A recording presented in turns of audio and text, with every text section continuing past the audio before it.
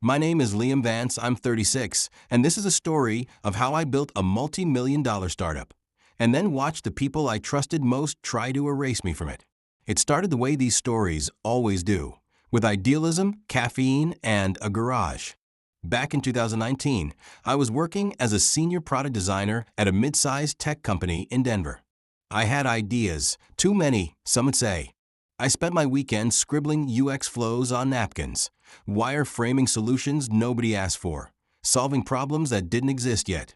That's when I reconnected with Derek, an old college friend who'd gone into finance.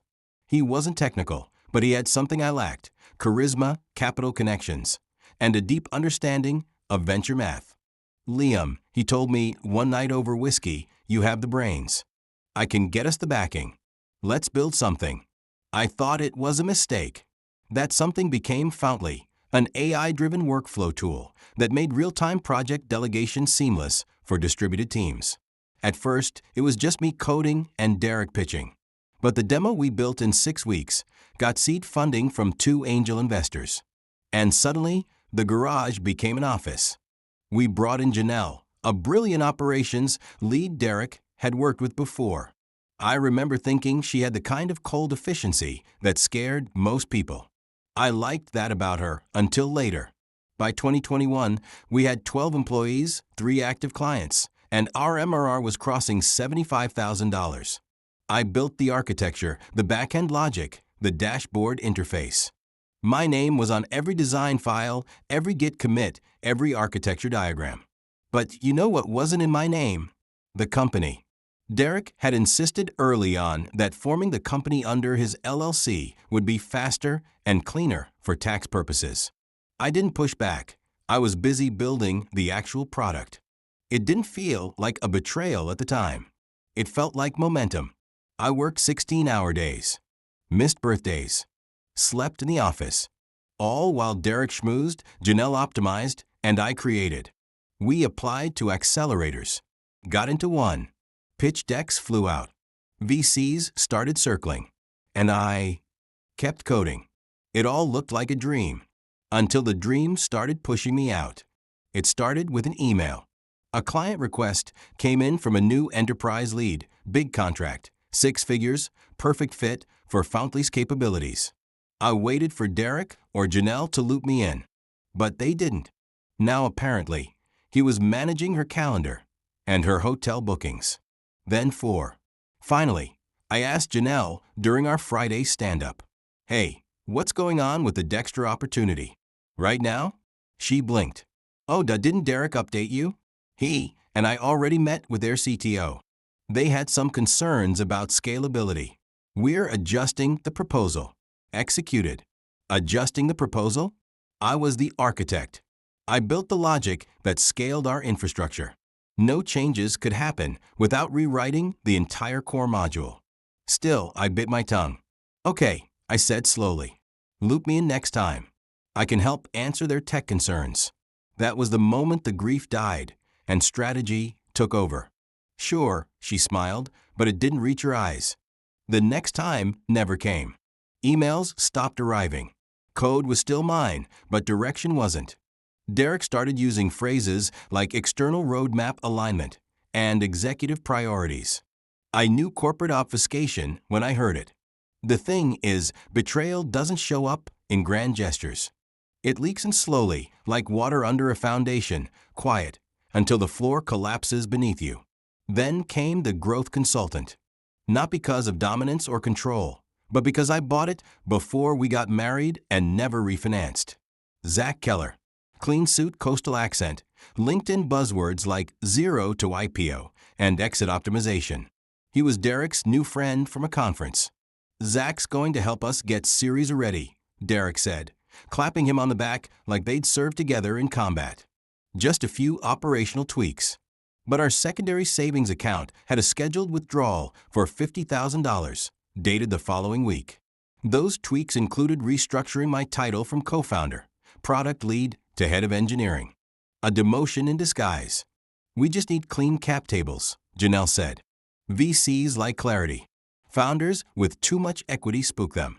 Travel receipts billed to our shared credit card." I stared at her. Too much equity? I have 18%.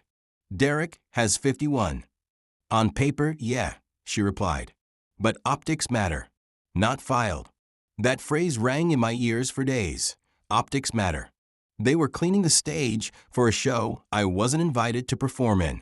But I didn't say anything. Because I was watching. Because I knew something they had forgotten. I still had the keys. Not metaphorical ones. Literal ones. To the server. To the architecture. To the origin of everything. A week after my title adjustment, I stayed late at the office. Not because I had to. Because I wanted to see what they were hiding. We had moved out of a co-working space 6 months ago and into a polished brick and glass building downtown. It had keycards, glass-walled meeting rooms, espresso machines that cost more than my first car. It screamed legitimacy. It also whispered betrayal. That night, the office was empty except for me and the hum of the HVAC. I wasn't looking for anything in particular. Just following a feeling. My first stop was the shared drive. We used a cloud system that all founders had access to. But lately, certain folders had been locked down. One of them, Series A Prep, was password protected. That struck me. I didn't need a password. Because I built the system. I opened a terminal, ran a backdoor script I'd written during our first funding round, originally designed to recover corrupted permissions. It still worked. What I found? A pitch deck dated 2 days ago. Title, Fountly, Series A Investor Overview. Subtitle, Vision, Growth, Leadership. Slide 3 hit me like a punch to the chest. Founder bios. Derek Caldwell, CEO/Vision. Janelle Abrams, COO/Operations. Zach Keller, Strategic Growth Advisor. No mention of me. Not even a ghost title. Just gone. I kept scrolling. There were product screenshots, my designs, client case studies, my implementations, and architecture diagrams with watermarks edited out. They were white labeling my brain and selling it as their own. But the real kicker was at the end. Equity breakdown, post-round projection. Derek, 41%. Janelle, 25%. Zach, 17%. Strategic Reserve, 15%. Technical Consultant Contractor, 2%. Me that I was the technical consultant. No lawyers. I stared at that line for a long time. Not in anger, not yet. In disbelief. They weren't just planning to cut me out. They already had. Zach's involvement wasn't to help us grow. It was to help them replace me. And the worst part? They thought I wouldn't find out. They forgot that I didn't just build the product. I built the environment. Every line of back-end code. Every access log. Every audit trail. Even the e-signature system used for partnership agreements. That was mine too. I checked the user logs for the past 72 hours. Bingo. Janelle had logged into the e-sign tool using my credentials. Spoofed them through her IP address. Signed off on new shareholder documents as if I had approved them. Forgery. Fraud. Traceable. Admissible. That night I didn't sleep. I sat at my desk, the one they'd so carefully positioned near the server closet, away from the glass conference room where the real meetings happened, and made a copy of everything. Every contract. Every slide. Every message. Every lie. By 4 a.m. I had compiled a master folder called Insurance and synced it to an encrypted drive I kept off-site. The next morning, I smiled during our stand-up, took notes, shared updates, acted grateful when Derek complimented how well I was adapting to my new role. Efficiency models. They thought I was defeated. What they didn't realize was that I had just activated the long game. And I don't play to survive. I play to finish. There's a peculiar kind of freedom in realizing they've already decided to cut you out. You stop performing. Stop pretending. You just see things clearly. They hadn't fired me. Not officially. I still had my title. Still appeared in investor updates at the bottom in a smaller font. Still received the same paycheck. To the world, I was part of the team. Inside, I was a placeholder. A relic they hadn't figured out how to erase without getting their hands dirty. But I wasn't idle. I was watching. And most importantly, I was planning. Because in startups, equity isn't the only leverage. Knowledge is. And they'd left me with plenty. I made 3 calculated moves that week. Move 1. I set up a quiet meeting with one of our earliest angel investors, Mark Lee. Mark wasn't just an investor. He was a former CTO. The kind of man who read server logs for fun and distrusted anyone who used the phrase growth hacking. Over coffee in a quiet spot off Pearl Street, I showed him everything. The altered pitch decks that removed my name, the forged e-signatures on shareholder agreements, and the internal chat logs showing plans to reassign my IP. He listened, didn't say much. Then, "Are you going to sue?" Emily wanted out. "Not yet," I said.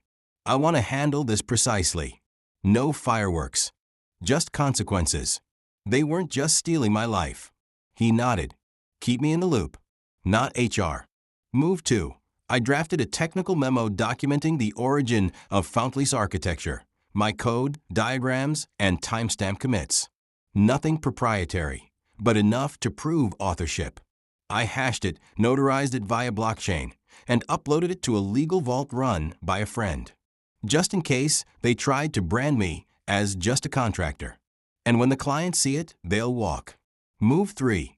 I started tugging on the edges of the system. You see, every fast-growing startup has blind spots, stale servers, forgotten credentials, unsecured panels. I found 2. An AWS staging instance still linked to my personal root account, and an internal admin dashboard that Janelle had never secured with multi-factor authentication.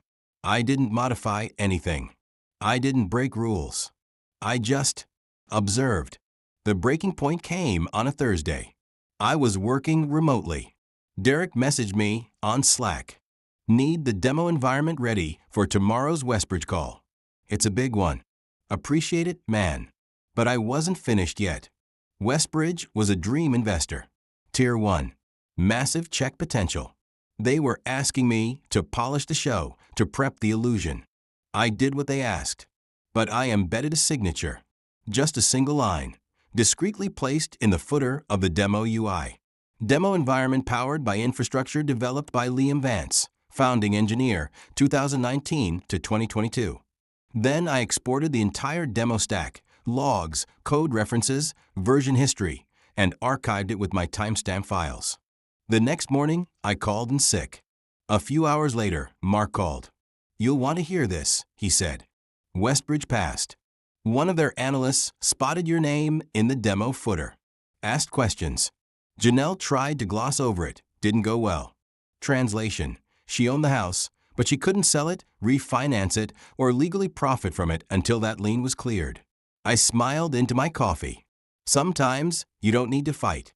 You just need to leave a trail and let them trip over it. On Monday morning, I walked into the office earlier than usual. I wasn't scheduled for anything.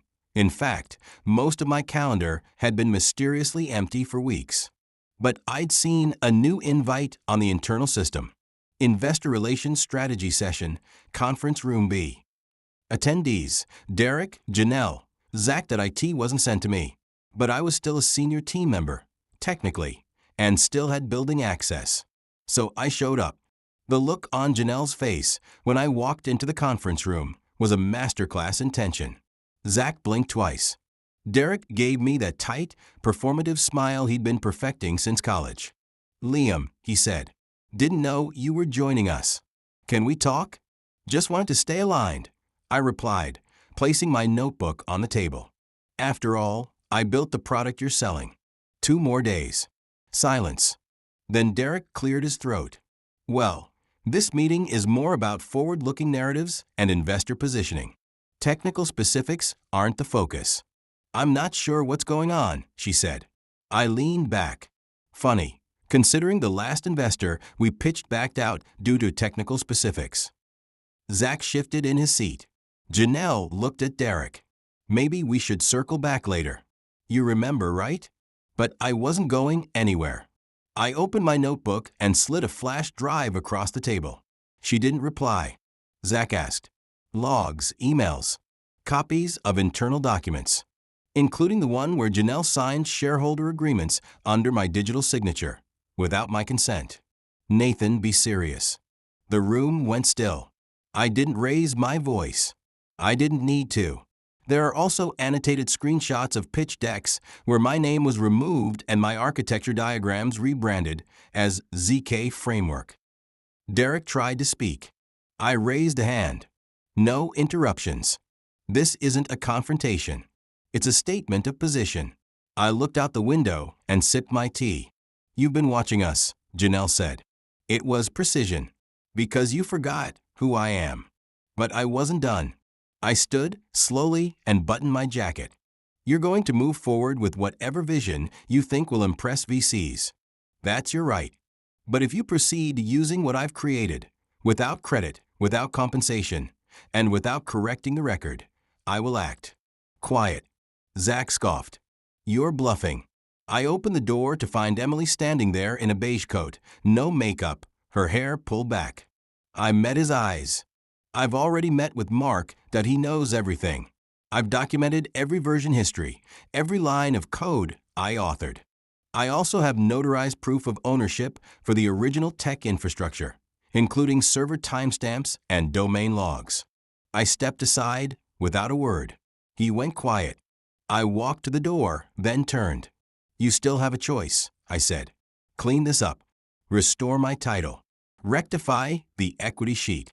We move forward like professionals, or this becomes a story no investor wants to touch. I'm sorry, she started. And then, just before I left, oh, and Zach, you should double-check your own credentials. You left the test environment open for weeks. I could have erased everything. I didn't. Yet. I walked out. For the first time in months, they looked afraid. 3 days passed after the confrontation. Not a word from Derek. Not a message from Janelle. Not even a Slack reaction. But the silence didn't mean calm. It meant planning. Recalibration. They were regrouping, trying to figure out what I'd already set in motion. Then the call started. Not to me, to the investors. On Thursday morning, Mark texted. 3 board members have reached out, asking why your name's not in the deck. What should I tell them? You did, I said. I responded with a single line. Tell them to check the logs. Or better yet, ask Derek. Please, she said after a long pause. By noon, my phone was buzzing nonstop. Not from a company, from ex-colleagues, vendors, even a former accelerator mentor. Hey man, weird stuff happening at Fountley. You okay? The surrender. I thought you were a co-founder? She had done that all by herself. Why are you not listed on the Series A brief? Pulled out a folder. The truth was seeping through, not in dramatic reveals, but in slow, deliberate drips. And then came the message I'd been waiting for. An email from Cara Donovan, one of the associates at Westbridge. Hi, Liam. We're conducting internal due diligence on Fountley following inconsistencies in team structure and technical IP. We'd appreciate the opportunity to clarify your involvement. Would you be available for a 15-minute call? Correct, I said. I scheduled it immediately. On the call, I kept it direct. I explained how I built the infrastructure, how I had been quietly sidelined, how documents had been altered to remove attribution. I didn't rant. I didn't accuse. I just presented facts. And facts, when delivered calmly, hit harder than anger. At the end of the call, Cara said something I'll never forget. Honestly, Liam, we had our doubts. The way Derek spoke about the back end didn't add up. He kept saying the team built it, but couldn't explain any of it. I took the form and tucked it into the envelope. I chuckled. That's because he didn't build it. Click. She paused. Would you consider joining us for a technical audit session next week? Absolutely. No, that would mean I still feel something. By Friday, the storm hit. Janelle emailed me late that night. We need to talk. Can we meet Monday? Just completion. I didn't reply. Instead, I posted a quiet update on my LinkedIn. Nothing flashy. Just a photo of the whiteboard from our first prototype meeting. My handwriting still visible. Caption. Ideas are born in silence. but execution leaves fingerprints. I filed the paperwork as promised, lifted the lien, and officially walked away from the house and the marriage. By the next morning, I had 300 connection requests. 3 early-stage founders reached out asking if I consulted. One recruiter offered me a CTO role on the spot. They had tried to erase me, but in doing so, they'd made one critical mistake. They created a void, and when people started asking who filled it, my name was the only one that made sense. Monday, 10 a.m. I walked into conference room and like I never left it. But this time, they were waiting for me. Derek was pacing, phone in hand, trying to look busy. Janelle sat stiffly, a legal pad in front of her, but no notes. Zach wasn't there, not surprising. Word was he'd stepped back from his advisory role over the weekend. The door clicked shut behind me. I didn't sit. Derek looked up. "Appreciate you coming in, Liam." "I'm not here for pleasantries," I replied. "Let's skip the part where you pretend this is a misunderstanding." Because while Emily fought to maintain an image, he opened his mouth, but I cut in. "I've spoken with Westbridge. I've spoken with Kara, that I've also been contacted by 2 other VCs you pitched last quarter, ones you probably didn't expect to hear from me. Some houses are bought." Janelle leaned forward. "What do you want?" "Others are leverage." There it was. Not a defense. Not a denial. A question. I walked to the whiteboard and uncapped a marker. "Here's what's going to happen," I said calmly. 1. I'm reinstated as co-founder and chief technology officer, effective immediately. 2. My equity stake is adjusted retroactively to reflect original agreements, 30% fully vested. 3. All documents that excluded or altered my contributions are amended, with investor notifications sent transparently. 4. The next board update includes a joint statement confirming my role and technical authorship. I turned around. This is the floor, not a negotiation. No shadows. Derek shifted uncomfortably. "You know the cap table's tight. We've already." I raised a hand. "You forged my signature to dilute me. You pitched my work as someone else's. You made it tight." Janelle glanced at her notes. "And if we agree, you'll stay quiet?" Signed approvals Ethan had forged using admin-level access. I smiled. "No, I'll stay honest." "Which is more than you can afford if you say no." Silence. I sat down, pulled out a folder, and placed it on the table. Inside were hard copies of all the documents I had collected, time-stamped, annotated, legally reinforced. "Consider this my good faith effort," I said. "If I wanted to go scorched earth, we wouldn't be talking." CFO under investigation. Derek looked exhausted, deflated. "You planned this," he muttered. "No," I corrected. "You planned this." "I just planned better. Just different." Janelle's pen hovered for a long time before she finally asked, "Would you be willing to be the one to talk to the investors? Clean this up?" She asked. "Gladly," I said. "They deserve better than whatever circus you turned this into." "And?" I stood. "Send me the paperwork by end of day. After that, the window closes." She laughed, not cruelly but proudly. I walked to the door. Before I left, I added, "Make no mistake. This isn't forgiveness. This is a correction." She leaned in. And then I left them there, sitting in the room where they once thought they had all the power. This time, I wrote the terms. By Wednesday morning, the paperwork had arrived. It was exactly as I requested, and just formal enough to protect their egos. Derek's tone in the email was sterile, like a man trying to pretend this was all part of the plan. Janelle didn't copy herself. Zach was still missing in action. But the important part was this. My name was back where it belonged. Co-founder, CTO, 30% equity, full technical authorship. The board was notified. A memo was sent to investors. Even the pitch decks were updated, this time with my face next to the code diagrams I had actually built. But victory is never just about what's on paper. It's about what happens when people start choosing sides. The internal shift was immediate. Slack messages that had once dried up suddenly returned. Hey, Liam, saw you're back. Just wanted to say, it was weird without you. We always knew you were the backbone. Glad this got sorted. Come on, David. Do you want to sit in on the roadmap meeting Thursday? It'd be good to have real insight again. Lawyers. It wasn't praise I needed. It was alignment. And I was finally getting it. The engineering team responded to my updates like soldiers to a respected commander. Concise. Focused. Precise.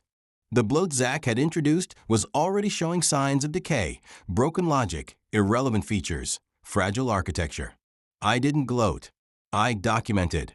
Meanwhile, Derek tried to maintain control, scheduling all-hands meetings, posting generic LinkedIn thought pieces about resilience and leadership, and emailing me collaboration opportunities. I ignored most of it, but I knew what was happening behind the scenes. Investors were nervous.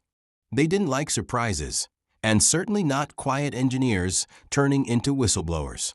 One of the smaller VC firms pulled out of a bridge round, citing organizational inconsistency. The voice of the forensic examiner filled the room. That same afternoon, Mark called me. "You'll like this," he said.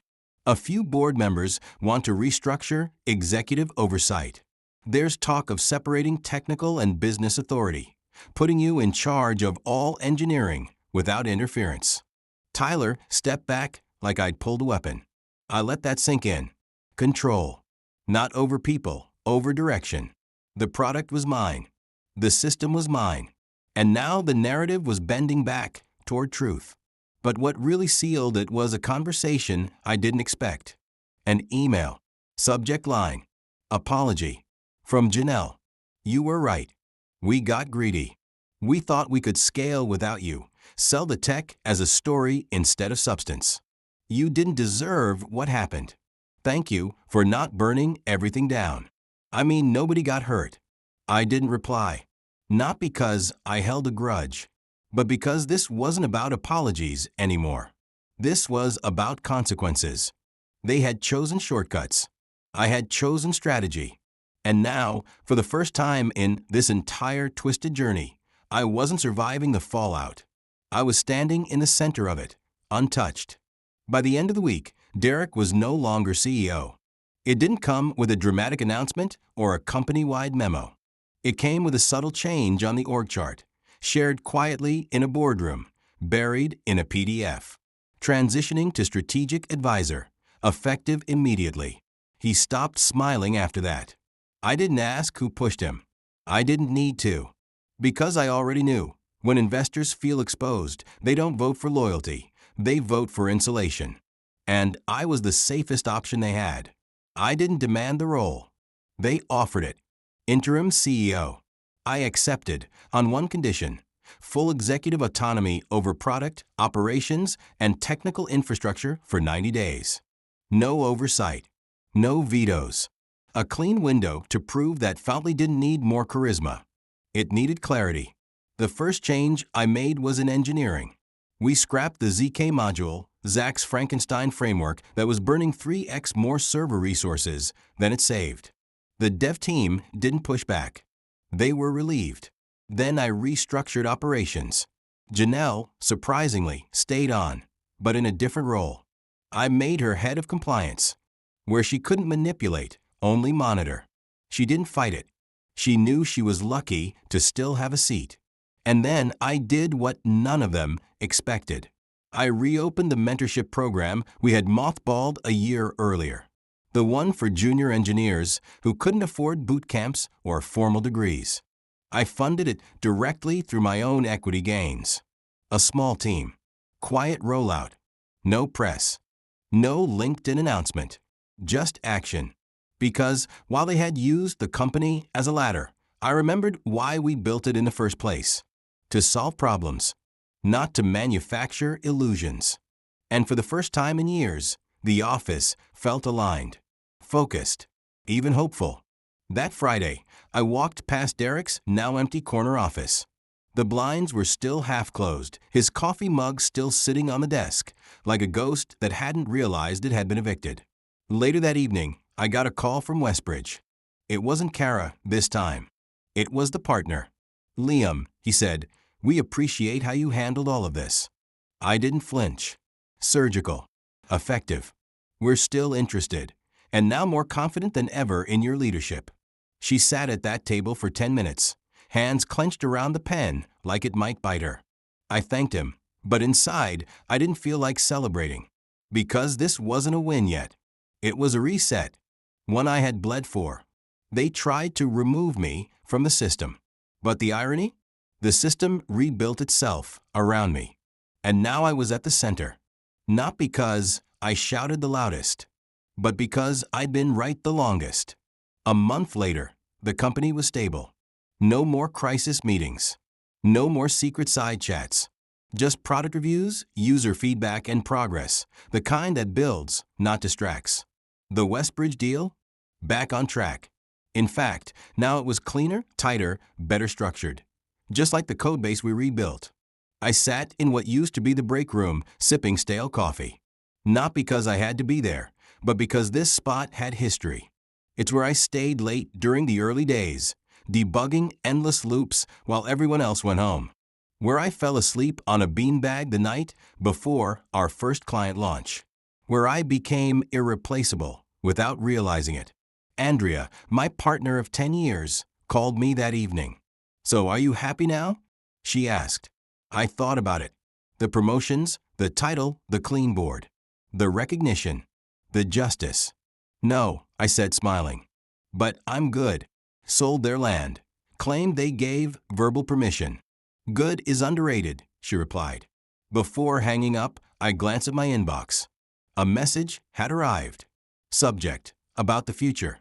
It was from one of our interns, the kid I'd quietly mentored during the chaos. He wanted advice on launching a product of his own. And I realized something in that moment. The best revenge wasn't taking back what was mine. It was showing them, and everyone else, that I never needed to steal it to begin with. Because in the end, I didn't have to burn the bridge. I just built a better one.